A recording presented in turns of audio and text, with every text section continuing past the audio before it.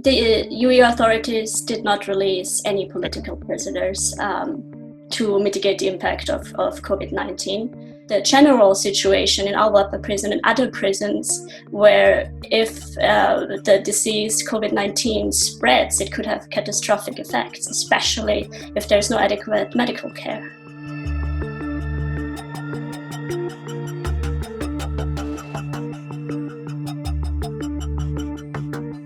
We have recently learned that a young Omani student who was in the UAE, who was studying in the UAE and was arrested 2 years ago, who is now kept in al-Wathba prison, has tested positive for coronavirus after showing severe symptoms. He is only 20 years old. His name is Abduallah al-Shamsi, and he is not being given any medical care. He also has underlying health conditions.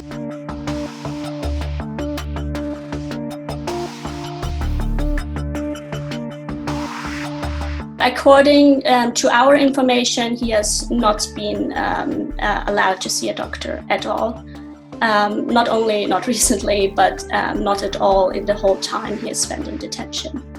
He is now in prison in terrible conditions. UAE prisons tend to have very terrible conditions, particularly for political prisoners. So Abduallah al-Shamsi was arrested in August 2018 on charges of showing sympathy to Qatar. He was a student at the time. He was only 17 years old when he was arrested. He was taken to an undisclosed location where he was kept for more than 6 months. He was tortured during interrogation. And then only very recently, this year, he was sentenced to 25 years in prison.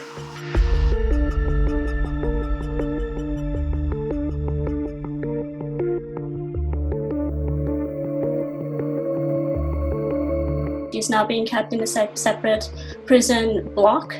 In solitary confinement, there appear to be around 30 people in that prison block. And it's very likely in the conditions that he was in before, which is extremely overcrowded. Al-Wathba prison, which is in Abu Dhabi, is famous for its overcrowded conditions, with cells that are made for 8 people that often hold dozens of prisoners, where prisoners have to sleep on the floor or share beds where social distancing is practically impossible, that he passed the disease on before he was isolated. In 2018 and last year, and as well as early this year, there were letters and audio recordings smuggled out of al-Wathba prison. They detailed terrible prison conditions as well as torture and ill treatment.